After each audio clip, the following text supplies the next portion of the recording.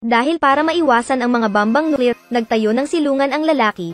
Sa hindi inaasahang pagkakataon, pagpasok pa lang ng mag-asawa ay agad na napatag ang bahay sa itaas. Inakala ng lalaki na ito ay isang bombang nuclear at mabilis na isinara ang pinto ng vault na nagtatakda ng oras na 35 taon upang buksan ito. Dahil ang nuclear radiation ay tumatagal ng 35 taon upang ganap na mawala, ito ay pinakaligtas na umalis pagkalipas ng 35 taon.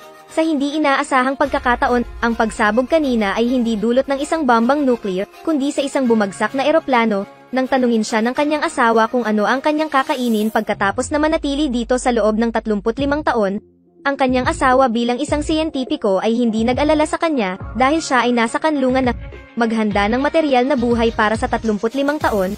Hindi lang puno ng kuryente at tubig, mayroon ding malaking supermarket, at lahat ng mga materyales dito ay nababagay. Ang limitasyon ng oras ay higit pa o mas kaunti.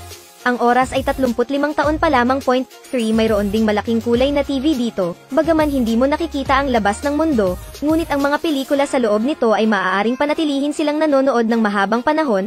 Noong mga panahong iyon, walang ginawa ang lalaki kundi mag-alaga ng isda. Ang asawa ay buntis at malapit ng manganak. Isang araw ay hindi na nakatiis ang asawa at agad na humiga sa isang dumi para manganak.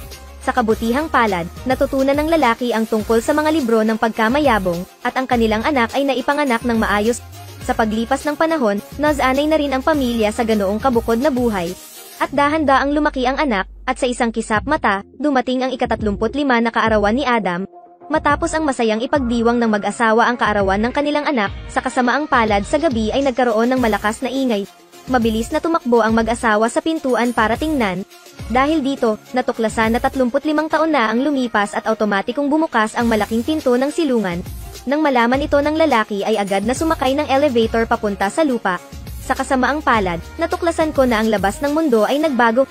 Hindi lang bahay ang nagiging landfill, ngunit nakatuklas din kami ng mga tao sa lahat ng dako, namumulot pa nga ng basura para kainin. Dahil ang kanyang ama, na isang siyentipiko, pagkatapos makita ito, ay nagbanta sa kanya na magmadaling bumalik sa ilalim ng lupa.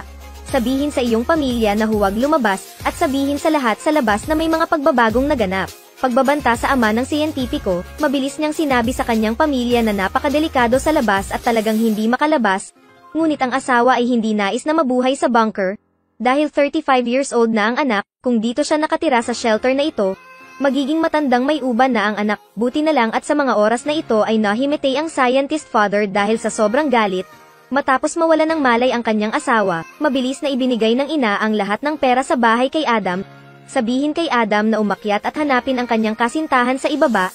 Bago umalis, may dala rin siyang mula noong siya ay maliit, ang baseball card na bigay sa kanya ng kanyang ama.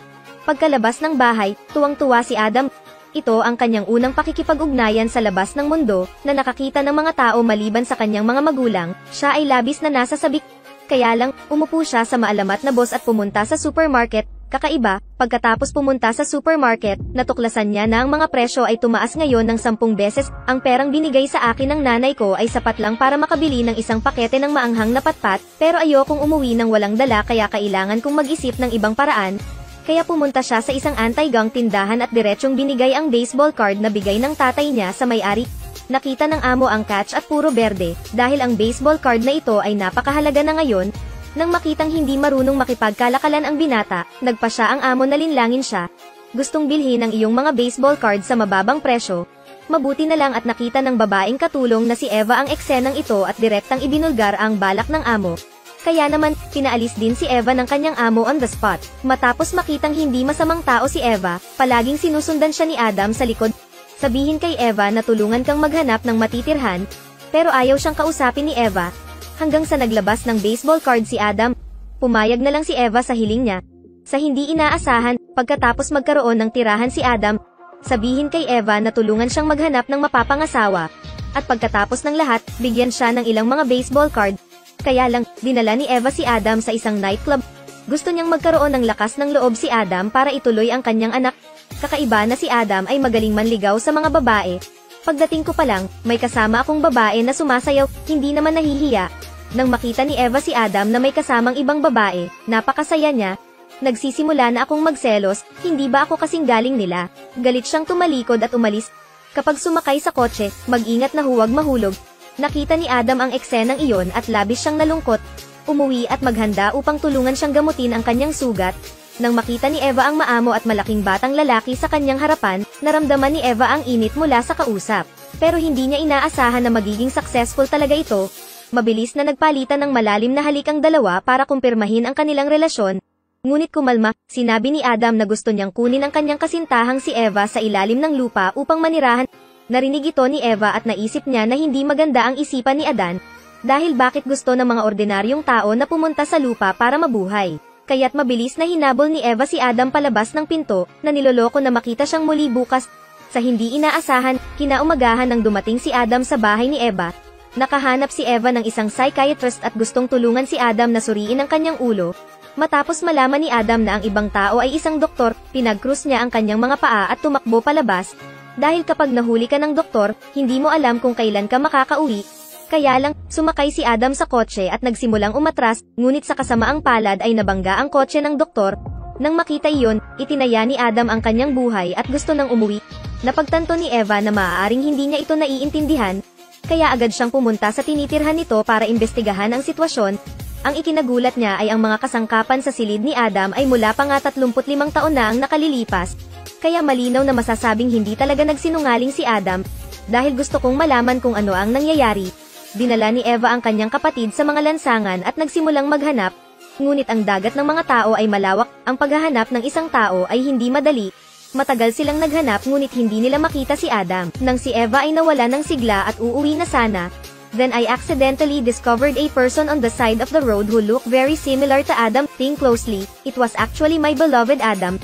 Nakita ko lang si Eva na bumaba ng sasakyan saka mabilis na tumakbo para yakapin siya. Sa puntong ito, nagpasya siyang hindi na muling iiwan si Adam. Pagkatapos ay dinala ni Adam si Eva sa kanlungan at nakilala ang kanyang mga magulang. Nang makita ang kanilang maganda at makabagbag damdaming manugang, bigla silang natahimik. Sa pagtatapos ng kwento, isang bahay ang sumusunod sa mga tagubilin ni Eva. Ibenta ang lahat ng baseball card sa bahay. Sa hindi inaasahang pagkakataon, dahil dito, bigla silang naging milyonaryo.